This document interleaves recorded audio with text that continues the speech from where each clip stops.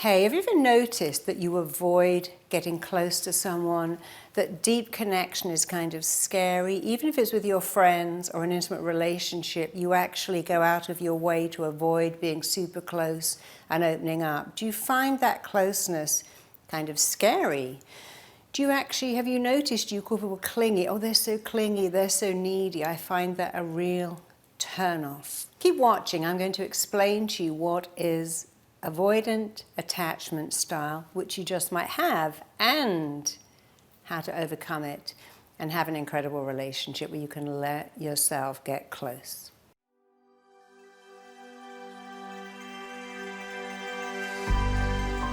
What is avoidant attachment? Well, it's something where your mind actually doesn't like close connection.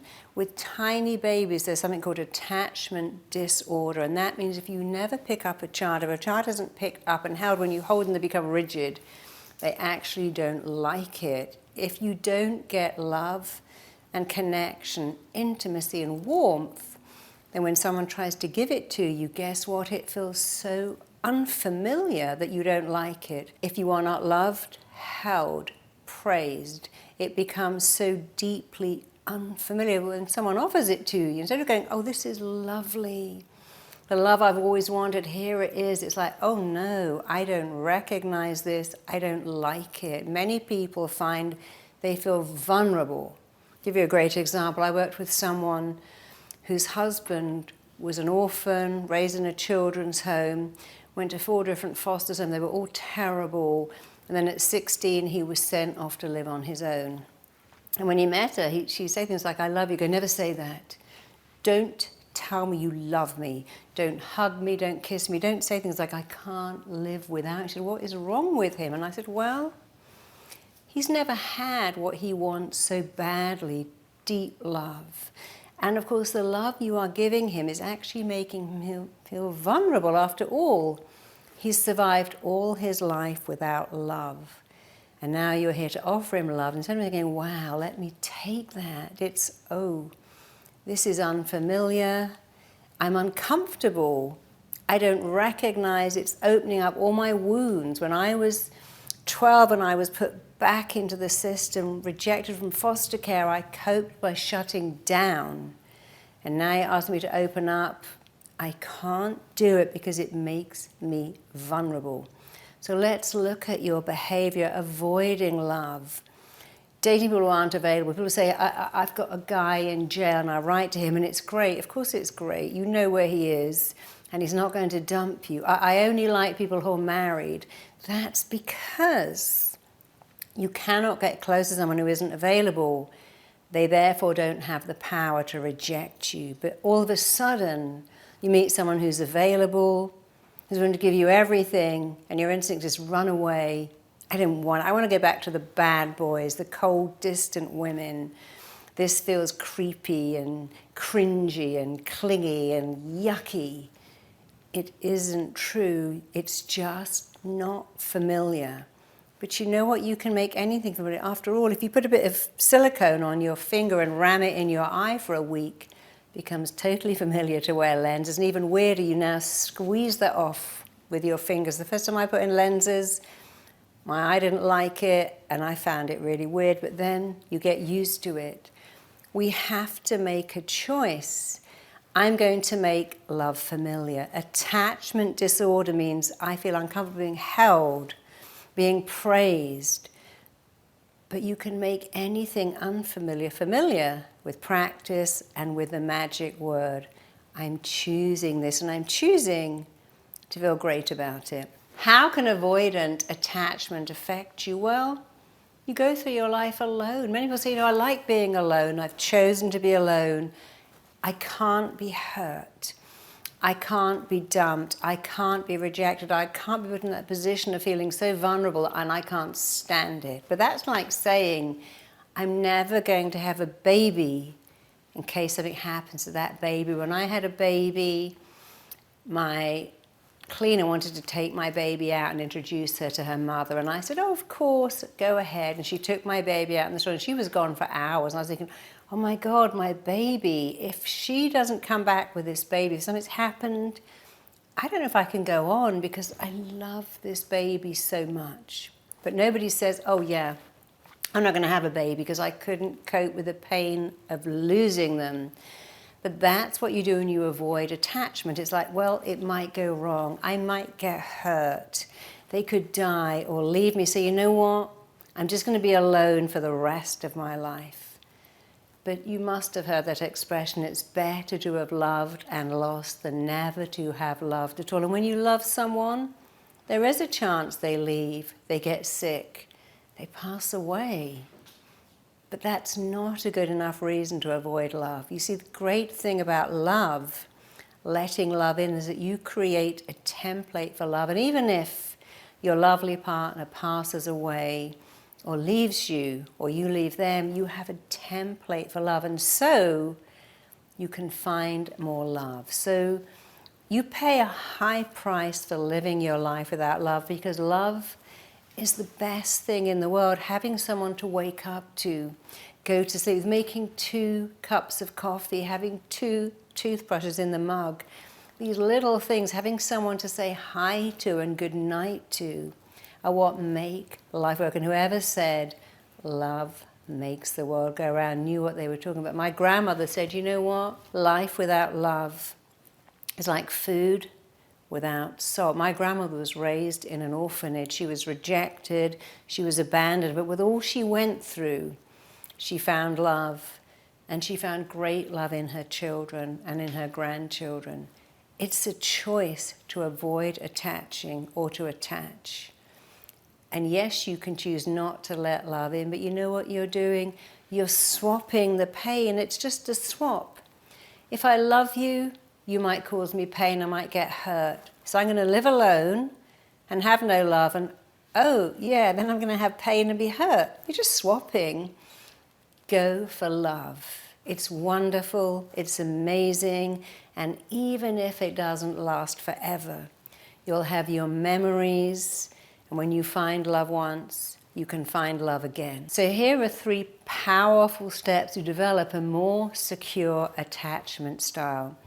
The first one is to remind yourself of the truth. Nobody can reject you without your permission. I've been rejected, I've been dumped, I've been cheated on, but I have an amazing marriage, and each of those people who did that to me did me a favor. Nobody can reject you unless you let them. If someone is leaving you, they're not saying, oh, where's my bag? Let's put in everything I liked about it. I'm packing in that. All the nice things I said, they're going in the bag. Every time I rang and said, oh, I just called to hear your voice because I love you. That's going in the bag, and I'm taking it all away. They can't take away what they once felt about you. It's still in you. If somebody loved you once, that means you are lovable. So do not allow yourself to believe they've taken everything, they ripped out my heart and shredded it to pieces. No, darling, no, they just got bored. And if you'd stuck around, you might have got bored too. That was a starter relationship. You know, we have a starter home, a starter job, maybe even a starter car. It's a bit old and beaten up, but it will do till I have the money for a better one. I want you to see your first relationship as a starter relationship where you learnt a lot. And to remember, no one can reject you unless you give them your consent, and you are free to go, no, I will not give you the power. Sing that Gloria Gaynor song, go on now, go, walk out the door. I don't need you anymore. You got to sing a better song. I'm finding someone to love who's loving me. Don't sing the song, I can't get over you. You're the only one in the world. I can't live if living is without you. I can't breathe without. That's not true. If you found love once, you can find it again and again. My daughter did a great painting that said falling in love again and again and again and again. And she sold it to a client who got pregnant with triplets and said, you know, it was looking at that painting. I looked at that painting with so much love, more love and more love. And I've got married and I've got triplets. And I love the fact that that painting, falling in love again and again and again and again, awakened her mind to the thought, wow, there's no limit to how much love you can have. That limit is here. Open yourself up to love because it's all around you. And if you let it in, You can keep it forever. The second step is to tell yourself, I am lovable. If you want love, you don't have to give anything up. Nothing has to be snipped off, injected in, sweated away. There's nothing you have to add or remove to find love. One thing is needed to find love, and here it is. You got to say, I am lovable. I'm deserving of love. I'm worthy of love. My gran used to say, everyone has their lid. I went to a wedding. My cousin, who was very skinny, married someone who was incredibly fat. And she went, well, they found their lid. You are someone's lid. Someone is your lid. Someone will love you and you will love them. So instead of avoiding it, say, I'm worthy of love, I'm deserving of love. To find love, you need 3 things. The first, and it is 90% of finding love, is to decide you are worthy of love and deserving of love and ready for love. The second is to know, what does it look like? What kind of person do I want? What values will they have? How will we get along together? Really get an image of what your ideal love looks like, feels like, sounds like, and then decide, where is it? It's not in your book club. It's not in your yoga class if that's all full of women. It's not in your home when you're not going out. The third step is to go out and find it. If you believe you are deeply lovable and then go around the people you want to be with, you will end up with someone who also believes you're lovable, who you believe is lovable too. And the third step is to make it easy on yourself. Stop believing, I got to find someone perfect. The perfect person knows what to do in bed. They know what gifts to buy. They know exactly what I want. Unless you're dating a psychic, that is never going to happen. I love my husband. He loves me. Does he disappoint me? Sometimes. Do I disappoint him? Occasionally, because we're not clairvoyant. You get things wrong. When you have expectations up here, you'll be disappointed, because the truth about you and me and everyone is this. You're a flawed person, and you're going to have a flawed relationship with a flawed person, and it's going to be amazing. When you stop looking for Mr. or Mrs. Perfect, you can go, well, they're flawed, I'm flawed, let's have the most beautiful flawed relationship. In fact, I'm allowed to get things wrong, because you do too.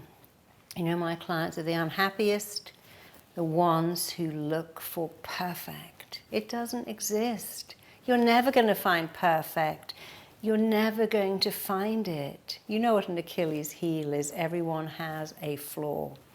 So if you think, I got to find someone perfect, they got to be a perfect 10, you'll be disappointed, because there is no perfect 10. And if you want to work with someone to really overcome this and find love, because it is the best thing in the world to have someone that loves you, that is loved by, there's nothing like it. There's nothing you can buy or eat or do ever that could top feeling loved and loving someone back. And if you want to have that and you want to work with someone, go to rtt.com and book a call with one of the therapists that I trained. And they're amazing. They will help you find the most priceless thing in the world, real, lasting love. Check out my next video here.